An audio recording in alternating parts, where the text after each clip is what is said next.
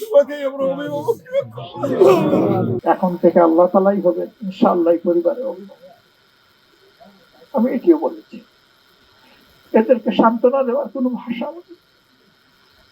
হে আল্লাহ, তুমি সব দেখছো। আমি আমাকে সহ আমাদের সবাইকে তোমার কাছে হাওলা করি। আল্লাহ তাআলা এই এলাকার মানুষের উপর শান্তি এবং রহমত বর্ষণ করুন। আল্লাহ তাআলা আপনাদেরকে এই শহীদের উসিলায় সম্মানিত করুন। আল্লাহ তাআলা প্রতিটি ঘরে ঘরে নেক আওলাদ পয়দা করে দেন, যারা মা বাপেরও মুখ উজ্জ্বল করবে, দেশেরও মুখ উজ্জ্বল করবে।